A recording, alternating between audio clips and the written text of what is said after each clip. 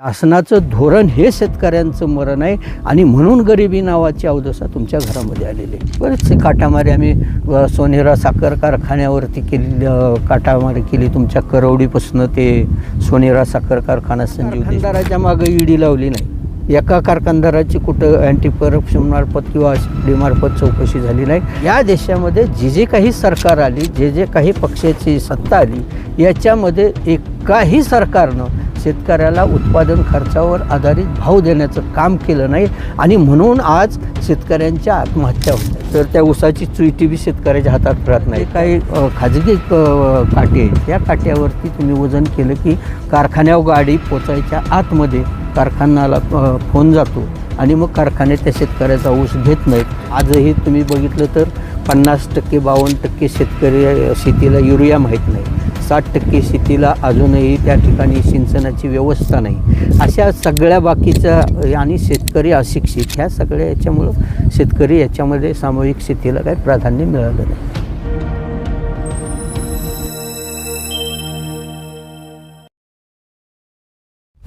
नमस्कार. महामंथन या कार्यक्रमामध्ये आपल्या सर्वांचं स्वागत. भारत देश हा कृषीप्रधान देश आहे, शेतीप्रधान देश आहे. या देशात 70% लोक या शेतीवर अवलंबून आहेत. शेतकरी हा जगाचा पोशिंदा आपण म्हटलं जातं, परंतु आज या शेतकऱ्याच्या आत्महत्यांचं प्रमाण वाढलेलं आहे.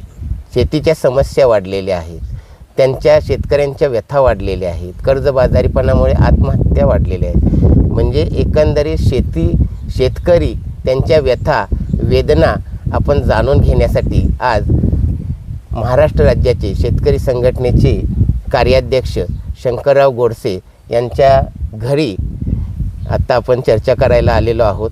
तर गोडसे सर, आपलं स्वागत. गोडसे सरांना सर्वच जण प्रेमानं अण्णा म्हणतात, तर मी अण्णा म्हणूनच या चर्चेला आपण सुरुवात करत आहोत. तर आपण अनेक वर्ष हा शेतकऱ्यांसाठी शेतीसाठी जो संघर्ष करत आलेला आहे, या संघर्षाची सुरुवात कशी झाली आणि त्यानंतर आपण या क्षेत्रात कसं वळलात हे थोडंसं आम्हाला जाणून घ्यायचं. म्हणजे आपलं बालपण सांगा थोडंसं, जन्म कुठे झाला आणि एकंदरीत शिक्षण कसं झालं. माझा जन्म बुध तालुका खटाव या बुध नजीक पाण्यातली फडतरवाडी म्हणून या ठिकाणी झाला आणि माझं शिक्षण चालू असतानाच आदरणीय शरद जोशी हे स्वित्झर्लंडवरून भारतात आले आणि त्यांनी चाकणला कांदा आंदोलनाची हाक दिली आणि त्या कांदा आंदोलनाच्या वेळेला कांद्याचा लिलाव हा चुकीच्या पद्धतीनं होतो आहे हे लक्षात आल्यानंतर त्यांनी सांगितलं की माझ्या कांद्याचा आधारभूत खर्च, किमान खर्च हा 2 रुपये आहे आणि तो उत्पादन खर्च 2 रुपये आहे आणि त्याच्यावरती मला भाव मिळाल्याशिवाय मी हा कांदा विकणार नाही. आणि त्यावेळेला मग आंदोलनाची ठिणगी पडली आणि त्या आंदोलनाची ठिणगी संपूर्ण राज्यभर की गोरा गोमटा शेतकरी आज स्वित्झर्लंडमध्ये भारत देशाचे राजदूत म्हणून काम करणारा हा माणूस इथं येऊन नाशवंत मालाचा की उत्पादन खर्च भरून निघाल्याशिवाय हा माल विकणार नाही असं म्हणणारा कोण आहे. आणि त्या वेळेला शरद जोशींची नाव ऐकलं आणि आदरणीय शरद जोशी 1984 साली छत्रपती सहकारी साखर कारखाना भवानीनगर या ठिकाणी ऊस आंदोलनाच्या निमित्तानं, ऊस दराच्या निमित्तानं आणि छत्रपती साखर कारखान्याची निवडणूक सुरू होती. त्या निवडणुकीमध्ये शेतकरी पॅनल उभं केलं होतं. या पॅनलच्या प्रचारासाठी म्हणून आदरणीय शरद जोशी आले आणि त्यांची सभा मी भवानीनगर या ठिकाणी ऐकली की अरे शेतकऱ्यांच्या पोरानो, तुमच्या घरामध्ये गरिबी नावाची जी अवदसा आलेली आहे ही तुमचं आई बाप कष्ट कमी करतो म्हणून आली नाही, तुमची काळी आई कमी पिकते म्हणून आली नाही. एका दाण्याचा 100 दाणे करण्याचा गुणाकाराचा व्यवसाय तुमच्या बापाच्या हातामध्ये आहे, पण शासनाचं धोरण हे शेतकऱ्यांचं मरण आहे आणि म्हणून गरिबी नावाची अवदसा तुमच्या घरामध्ये आलेली आहे.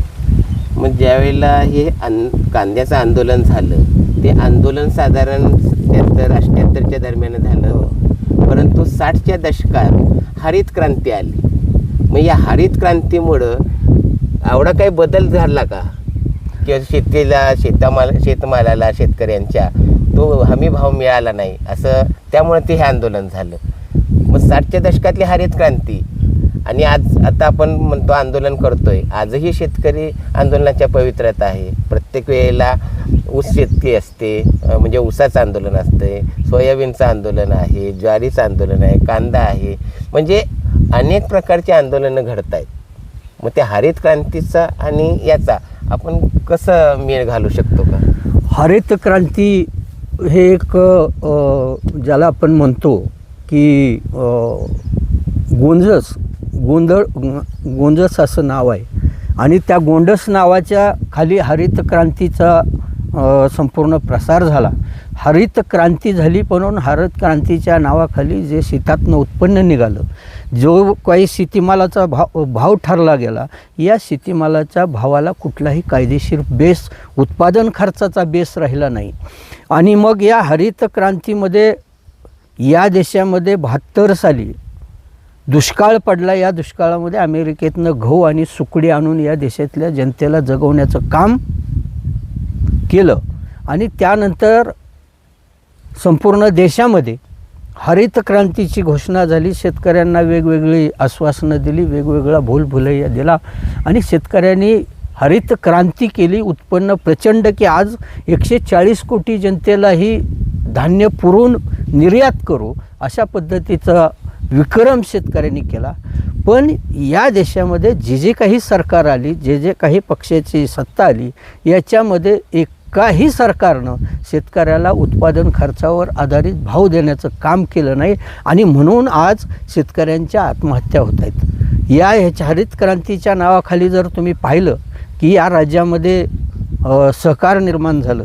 कैलासवासी यशवंतराव चव्हाण साहेब असतील, धनंजय गाडगीळ असतील किंवा विखे पाटील असतील, या लोकांनी हा जो सहकार निर्माण केला, या सहकारामध्ये की शेतकऱ्याच्या घरामध्ये 2 पैसे जातील, एक उद्योग म्हणून शेतकऱ्याची पोरं याच्याकडं पाहतील.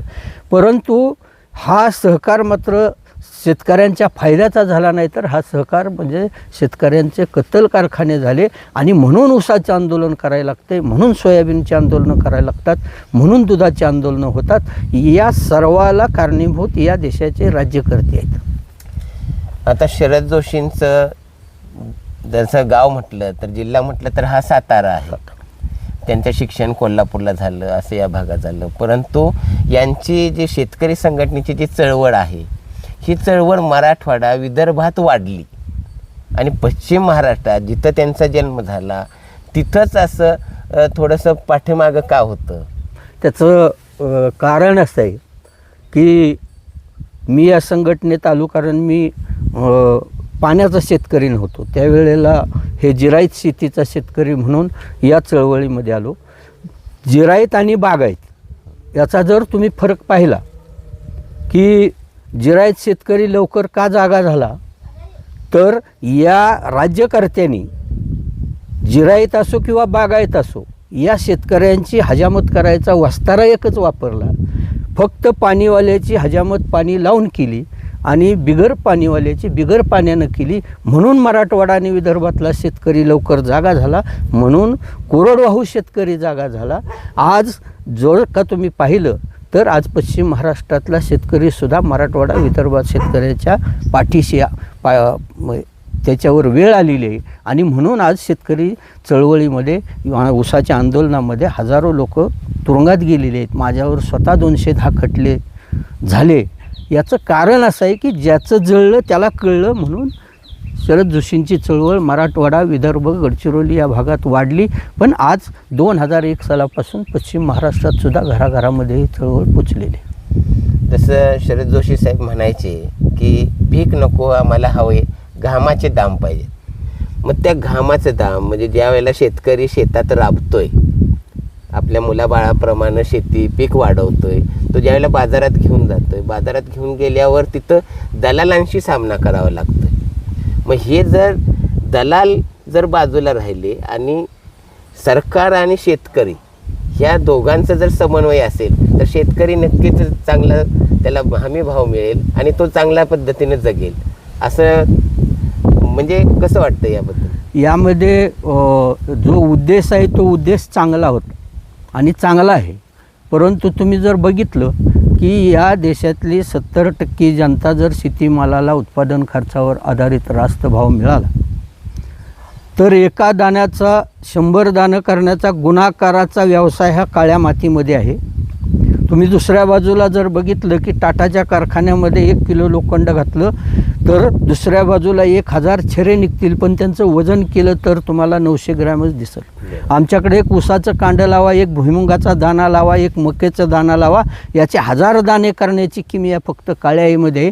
आणि ज्या दिवशी या शेतकऱ्याला घामाचं दाम मिळेल, ज्या शेतकऱ्याला उत्पादन खर्चावर आधारित भाव मिळेल, त्या दिवशी या देशातली गुलामगिरी संपवून या राज्यकर्त्यांचं जे आज लोकांना शेतकऱ्यांना लुटण्याचं षडयंत्र हे थांबल आणि त्यावेळी शेतकरी स्वाभिमानानं स्वतःच्या पायावर उभं राहील. म्हणून शरदजींनी सांगितलं की आम्हाला भीक नको, हवे घामाचे दाम, सूट सबसिडीचं नाही काम.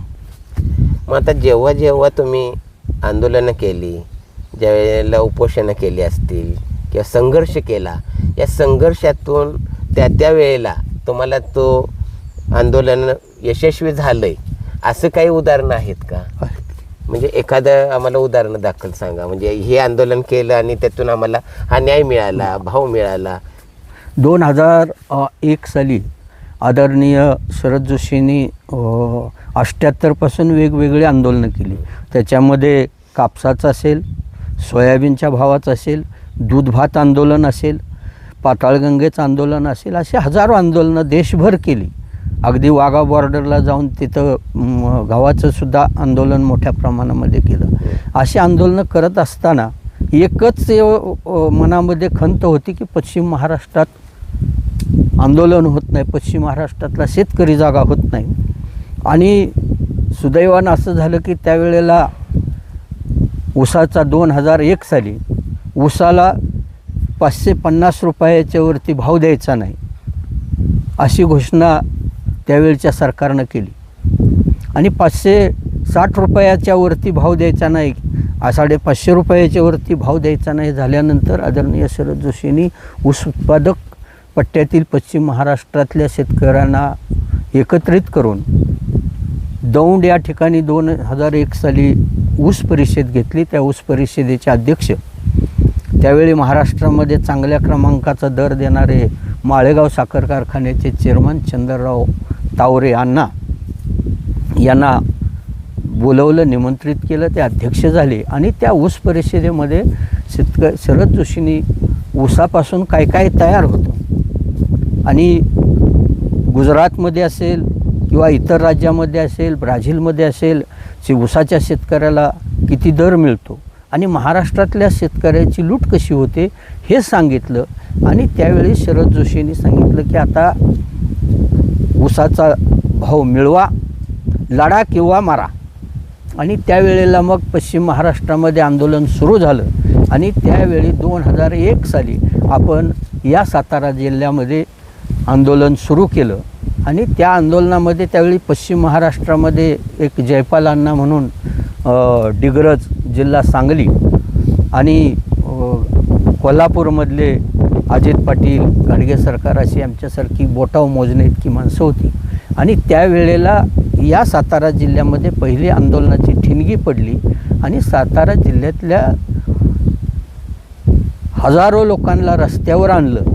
आणि त्यावेळेला ऊसाचं आंदोलन 560चा भाव न देणाऱ्या सरकारनं त्यावेळेला 690 रुपये, 730 रुपये असा FRPचा जो कायदेशीर मूल्य होतं ते दिलं. हे मोठं शेतकरी संघटनेच्या आंदोलनाचं हे आहे.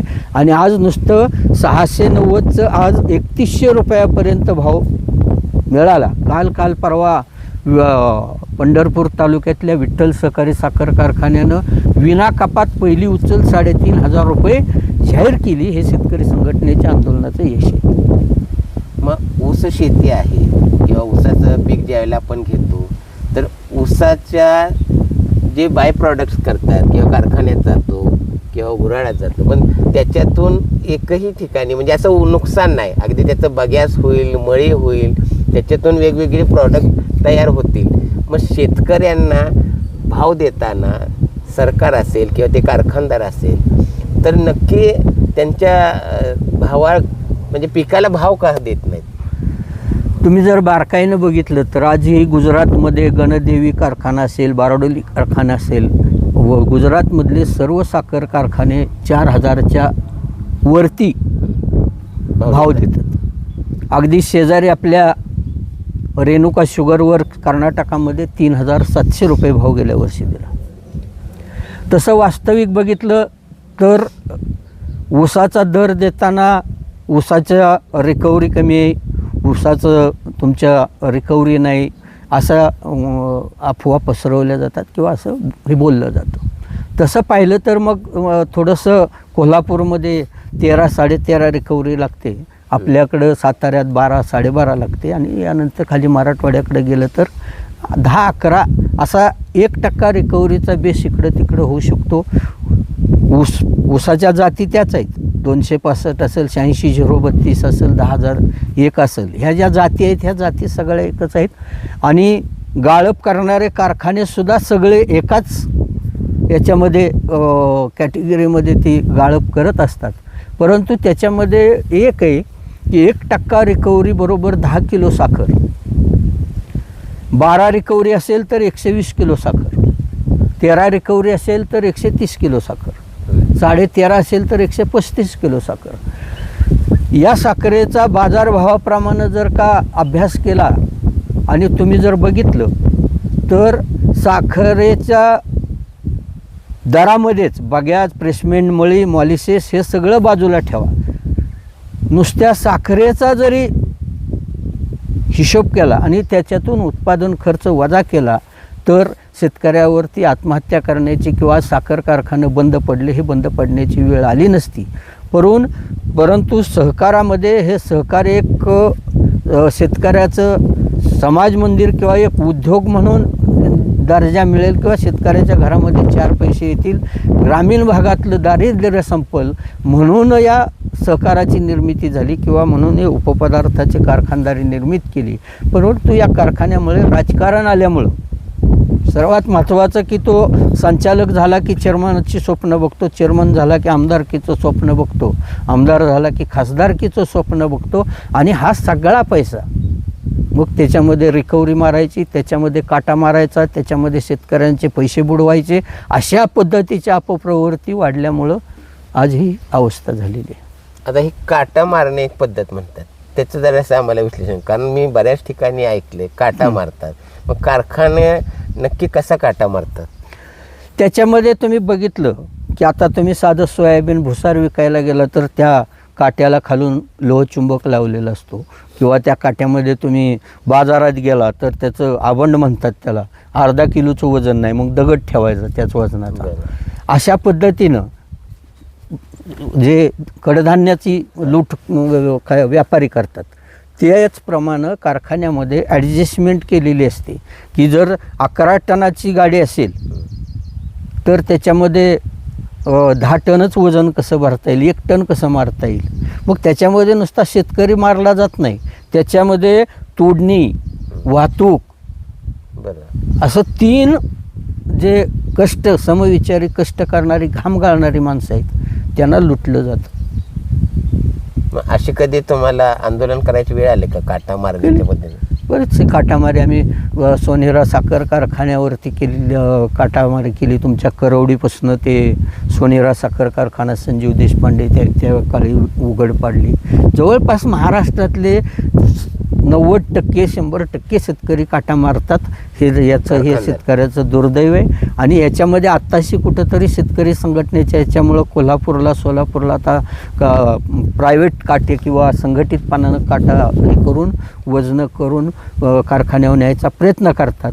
आणि बाजूला जे काही खाजगी काटे आहेत ह्या काट्यावरती तुम्ही वजन केलं की कारखान्यावर गाडी पोचायच्या आतमध्ये कारखान्याला फोन जातो आणि मग कारखाने त्या शेतकऱ्याचा ऊस घेत नाहीत, त्याची अडवणूक करतात, त्याची पिळवणूक करतात हे थांबवावं म्हणून या संघटनेची निर्मिती झाली किंवा संघटनेच्या माध्यमातून शेतकऱ्याला न्याय मिळाला.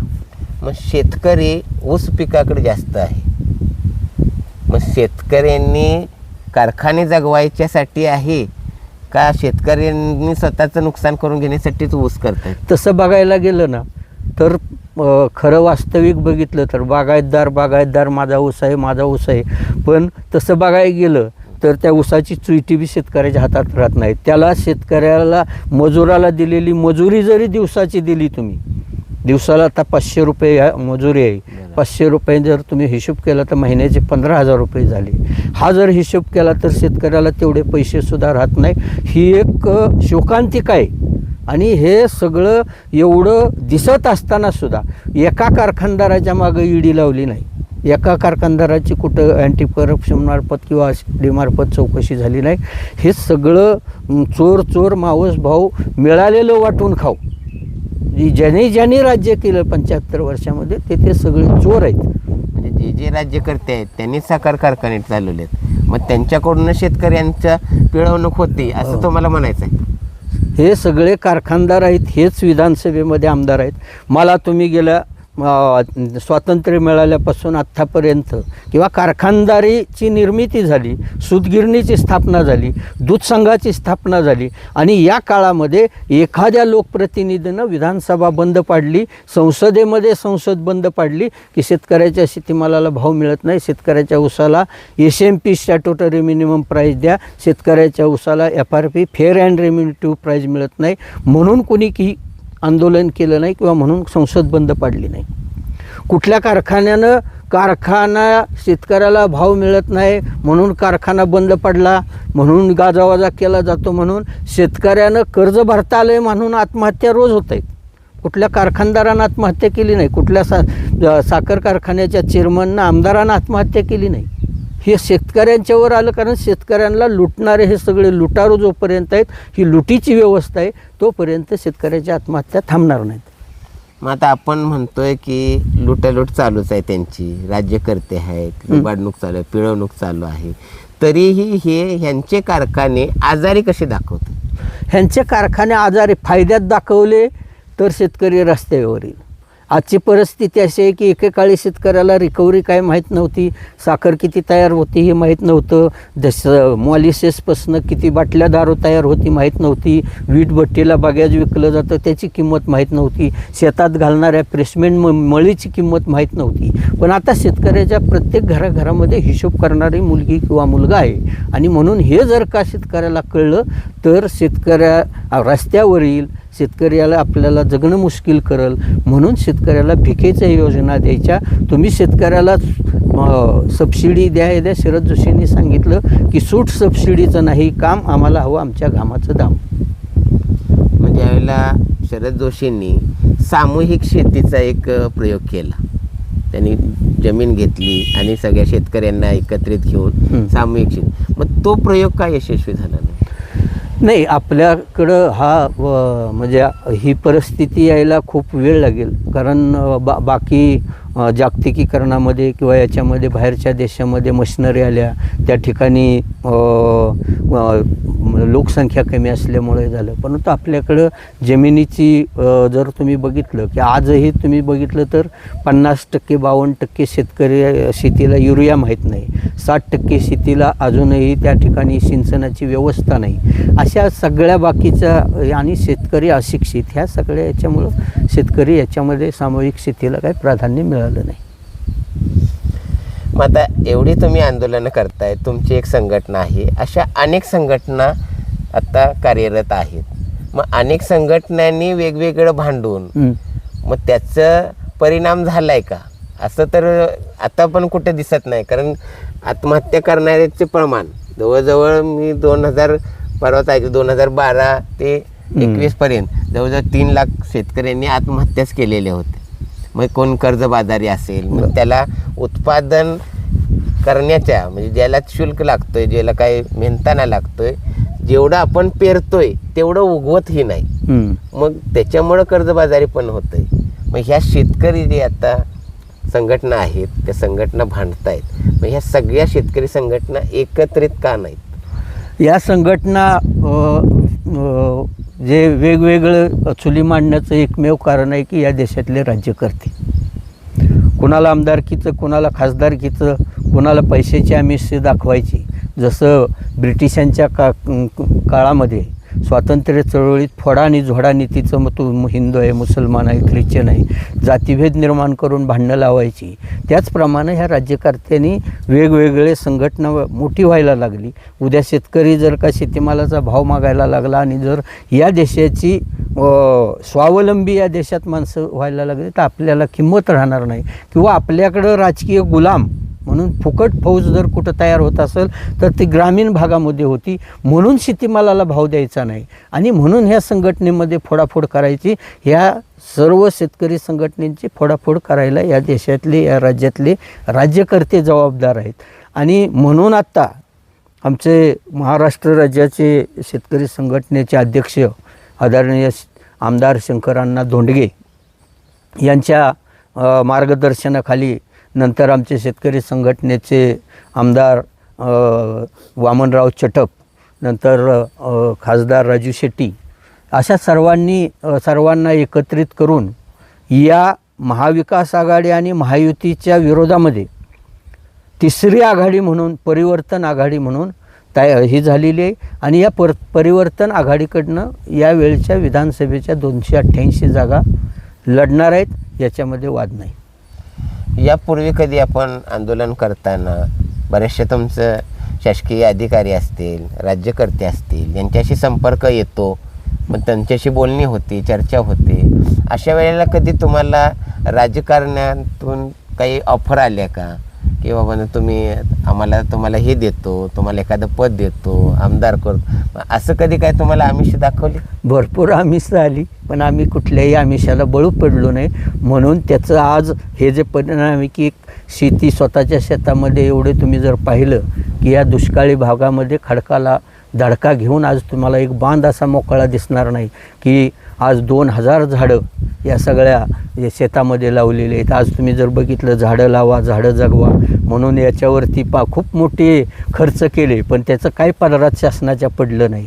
तर अशा पद्धतीनं हा जो चळवळीचा इतिहास आहे किंवा आमच्या डोळ्यासमोर आदरणीय शरद जोशींनी की IAS ऑफिसर असताना या माणसानं स्वित्झर्लंडमध्ये राजदूत असताना एवढा ऐश्वर्य सोडून, कुटुंब सोडून या ठिकाणी येऊन महात्मा फुलेंच्या नंतर या देशातल्या शेतकऱ्याला घामाचं दाम मिळालं पाहिजे म्हणून लाख 2-2 लाख शेतकरी आणले, तुरुंगात गेले, रस्त्या हजारो केसेस झाल्या. आणि हे सगळं पाहिल्यामुळं आम्ही कुणाच्या आमिषाला बळी पडलो नाही.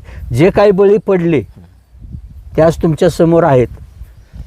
तुम्ही अनेक वेळेला संघर्ष आंदोलन केलं, तुमच्याकडे जवळजवळ 200हून अधिक खटले होते असंही तुम्ही म्हटलात, परंतु तुम्ही आणि काही अधिकाऱ्यांना मारहाण केले असे काही प्रकार आमच्या पुढं वाचनात आले होते. तर ते काय संघर्ष होता? नाही, तो संघर्ष असा होता की खरं वास्तविक बघितलं तर आदरणीय क्रांतिसिंह नाना पाटलांनी सांगितलं की ज्याला गांधीजीची भाषा कळत नाही त्याला पत्रे सरकारची भाषा सांगायची. आणि तुम्ही अधिकारी पाहिले, शासकीय अधिकाऱ्यांच्यामध्ये एक मोठी हे होती की राज्यकर्त्यानं मग तो किती नालायक असेल तरी त्याच्या फोनवरच शासकीय कामं चालतात. आणि याला वेगळं वळण देऊन सर्वसामान्य माणसाला न्याय द्यायचं काम आम्ही केलं. मी 2-4 तहसीलदार मारले, MSCBचे अधिकारी मारले, असे बऱ्याच जणांवरती आपण. पण महात्मा गांधीचं ज्याला भाषा कळत नाही त्याला क्रांतिसिंह नाना पाटलाची भाषा सांगावी लागती. म्हणून आम्ही अगदी मी बबनराव पाचपुते यांना सुद्धा 4 जानेवारी 2004ला वरवणमध्ये ठोकलं धरून 90 दिवस तुरुंगात होतो. या साताऱ्यातल्या सगळ्या चेअरमनच्या घरावर दगडं टाकली, त्यावेळेलाही कळव्याच्या जेलमध्ये 40 दिवस होतो. म्हणजे आम्ही जे आंदोलनं केली हे शेतकऱ्यासाठी केली. माझ्यावर वैयक्तिक असा कुठं जर तुम्ही पाहिलं की माझ्या आजूबाजूला गावात कोणाला विचारा की कोणाला शिवीगाळ केली, कोणाला दादागिरी असली कुठल्याही आम्ही केलेलं नाही. आणि आमची तयारी आहे की बाप दाखव नाही तर श्राद्ध घाल, जो मस्ती करेल त्याची मस्ती जिरवायची ताकद आमच्या मनगटात आहे. ते आम्हाला शरद जोशींनी शिकवलेले आहे. बरोबर आहे. मग आता तुम्ही जे सगळं एक मोळी बांधताय महाराष्ट्रात, एक तिसरी आघाडीची म्हणताय, म्हणजे महाराष्ट्र परिवर्तन आघाडी म्हणताय. तर या परिवर्तन आघाडीचे कोण कोण शिलेदार असतील, काय संभाव्य, आणि तुमचं जे काय स्ट्रॅटेजी असेल की बाबा तुम्ही निवडणुकाला सामोरं जाणार आहात, तर साधारण तुमचं काय गणित आहे की 288 जागा लढवणार म्हणताय, तर त्या पद्धतीनं तुमच्याकडे आता ह्याच्यामध्ये गोळाबेरीज कशी आहे? आता आदरणीय शंकरांना धोंडगे यांना आम्ही सर्व अधिकार दिलेले आहेत आणि त्याप्रमाणे त्यांची राज्यातले मनोज जरांगे पाटील असतील, संभाजीराजे असतील, बच्चू कडू असतील, प्रकाश आंबेडकर असतील, राजू शेट्टी असतील, ह्या सगळ्यांना एका झेंड्याखाली आणायचं काम करून सर्वसामान्य शेतकरी शेतमजूर या माणसाला त्याचा फायदा झाला पाहिजे, त्याला न्याय मिळाला पाहिजे. आज जर तुम्ही बघितलं तर वास्तविक पाहता तुम्हाला की असं दिसून येईल की फक्त निवडणुकीपुरतंच त्यांना शेतकरी शेतमजूर दिसतो. इतर 5 वर्षे ते शेतमजूर जिवंत आहे का हे बघत नाहीत. महाराष्ट्रात एक बच्चू कडू सोडला तर कुठलाही असा 287 आमदारापैकी एखादा आमदार दाखवा की तो जो शेतकऱ्यांच्या बाजूनं बोलतोय, शेतमजुरांच्या बाजूनं बोलतोय. असे महाराष्ट्रातले आमचे वामनराव चटक उत्कृष्ट संसदपटू म्हणून त्यांना किताब मिळाला. शंकरांना धोंडगे असतील किंवा मोरेश्वर टेंभुर्णे विधानसभेचे उपसभापती होते. म्हणजे शेतकरी संघटनेनं जे आमदार झाले त्या आमदारांनी पण आदर्श ठेवला चळवळीचा आणि आदरणीय शरद जोशींचा. त्याप्रमाणे ह्या परिवर्तन आघाडीमध्ये सर्वसामान्य माणसाला न्याय मिळावा आणि या राज्यातल्या शेतकऱ्याला अगली बार किसान सरकार, येणारं सरकार हे शेतकऱ्यांचं सरकार असेल आणि ह्या लुटारूंचा पायाला पत्र्यात ठोकून नाना पाटलांनी जसं ब्रिटिशांना हद्दपार केलं तसं या लोकांना केल्याशिवाय आम्ही थांबणार नाही. कारण आता जर बघितलं महाविकास आघाडी आणि महायुती हे चोर चोर मावस भाऊ, मिळालेलं वाटून खाऊ अशी परिस्थिती आहे. हे शेतकऱ्यांच्याकडं आले की एक करतात आणि संसदेत गेलं की दुसरं करतात. आता मध्यंतरी बघितलं असेल तुम्ही की निलेश लंकेसारख्या सगळ्या खासदारांनी इथं कांद्याला भाव मिळावा म्हणून आंदोलन केलं, पण ज्यावेळी कांद्याचा भाव वाढला त्यावेळी दिल्लीत संसदेसमोर त्यांनी निदर्शनं केली की कांदा महाग झाला म्हणून. अशी जी दुटप्पी माणसं आहेत यांचा बंदोबस्त करण्यासाठी ही परिवर्तन आघाडी. म्हणजे बऱ्याच वेळेला शेतीमाल वगैरे दलाल घेऊन साठा करून ठेवतात, मग त्याच्यावरती दराचं गणित ठरतं, त्यांचं आर्थिक गणित. म्हणजे जसं ग्रामीण आणि शहरी भाग असे 2 भाग करतात. ग्रामीण भागात जास्त करून शेतकरी राहतोय आणि शहरी भागातल्या लोकांच्या मागणीनुसार तुम्ही दराचं ठरवताय.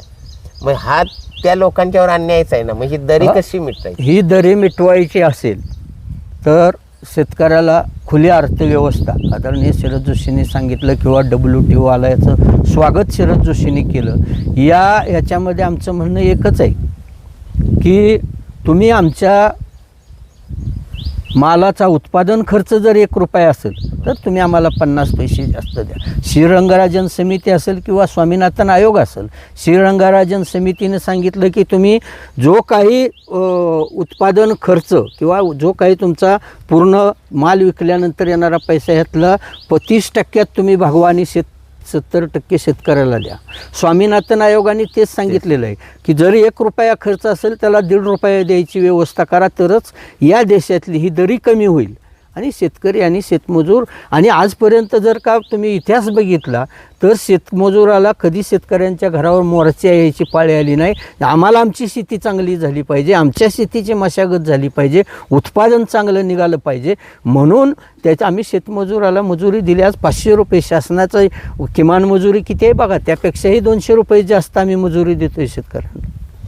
मग ज्या वेळेला नैसर्गिक आपत्ती येते म्हणा, दुष्काळ आहे, ओला दुष्काळ किंवा पावसाळे आहे किंवा इतर काही आपल्याला हवामानातल्या बदलानुसार ज्या ज्या काही आपत्ती येतात त्यासाठी शेतकऱ्यांना हमी भाव मिळावा किंवा त्यांना एक दिलासा मिळावा म्हणून सरकार काहीतरी त्यांच्यासाठी तरतूद करते.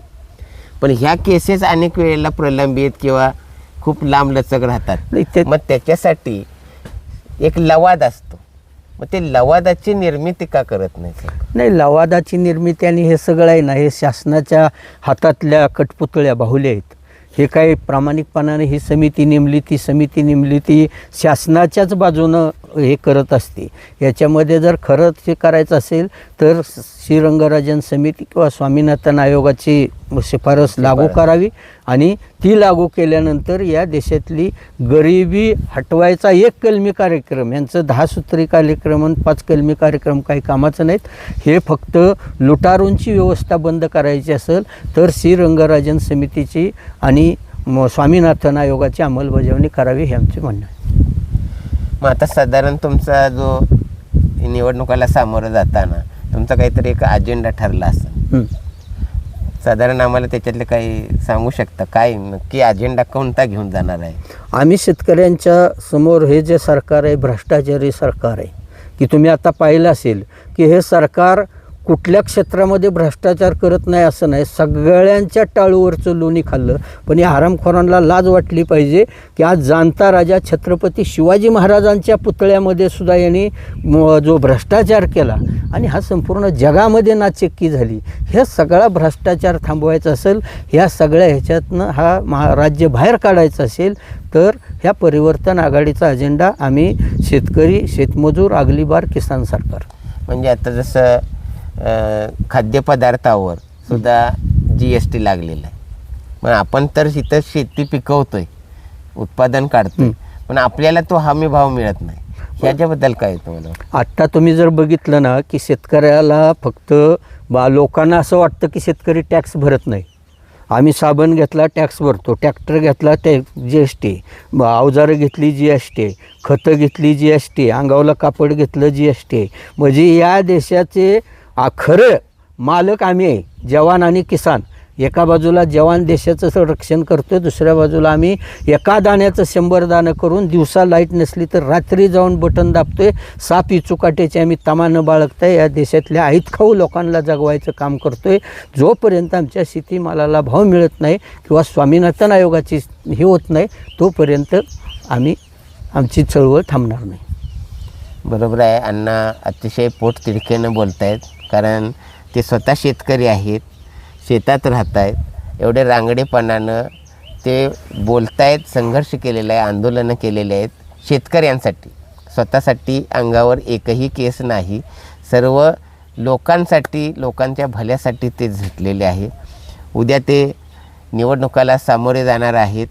महाराष्ट्र राज्य समिती या नावाने एक नवीन परिवर्तन आघाडी निर्मिती झालेली आहे. त्याच्यामध्ये अनेक लोक आहेत आणि निश्चितच तुमच्या माध्यमातून सरकार जर तुमचं आलं तर शेतकऱ्यांना दिलासा मिळणार आहे आणि शेतकऱ्यांच्या भल्यासाठी तुम्ही निर्णय घ्याल असं या ठिकाणी आम्हाला निश्चितच आशा बाळगू शकतो आम्ही.